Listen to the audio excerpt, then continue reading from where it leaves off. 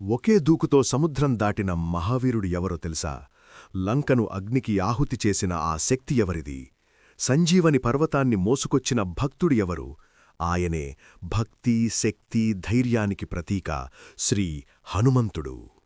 జననం మరియు బాల్యం. హనుమంతుడు అంజనాదేవి మరియు కేసరికి జన్మించిన దివ్య శిశువు.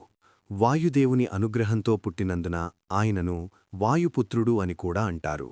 చిన్నప్పటినుంచే అతనికి అపారమైన శక్తి, వేగం, ధైర్యం ఉండేవి. ఒకరోజు ఉదయిస్తున్న సూర్యుణ్ణి పండు అనుకుని ఆకాశంలోకి ఎగిరి పట్టుకోవడానికి ప్రయత్నించాడు. దేవతలు అతని శక్తిని చూసి ఆశ్చర్యపోయారు.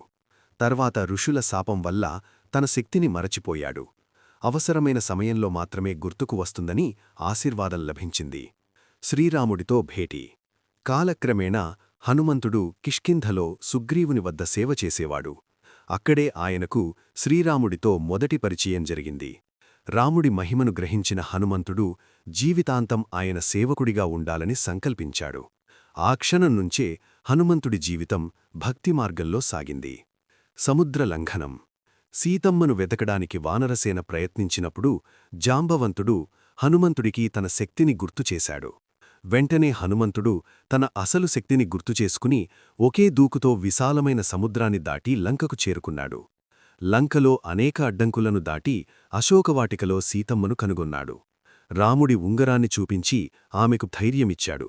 లంక దహనం. రావణుడి సైన్యం హనుమంతుణ్ణి బంధించింది. అతని తోకకు నిప్పు పెట్టారు, కాని అది వారి వినాశనానికి కారణమైంది.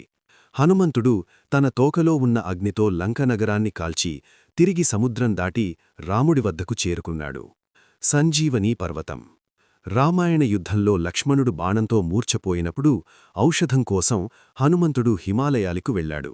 ఏది సంజీవనీ ఔషధమో తెలియక మొత్తం పర్వతాన్నే మోసుకొచ్చాడు. ఆ ఔషధంతో లక్ష్మణుడు ప్రాణాలు పొందాడు. హనుమంతుడి మహిమ. హనుమంతుడు భక్తికి ప్రతీక, అపార శక్తికి నిలువు దిక్సూచి, వినయానికి ఉదాహరణ, సేవాభావానికి చిహ్నం. అతని హృదయంలో ఎల్లప్పుడూ శ్రీరాముడు నివసిస్తాడు. హనుమంతుణ్ణి స్మరించిన వారికి ధైర్యం, బలం, రక్షణ లభిస్తాయని నమ్మకం. ముగింపు సందేశం. మన జీవితంలో ఎంతటి కష్టాలు వచ్చినా భక్తి మరియు విశ్వాసం ఉంటే వాటిని దాటవచ్చు. హనుమంతుడి జీవితం మనకు నేర్పేది సేవలోనే మహిమ ఉంది, భక్తిలోనే శక్తి ఉంది. జై శ్రీరామ్, జై హనుమాన్.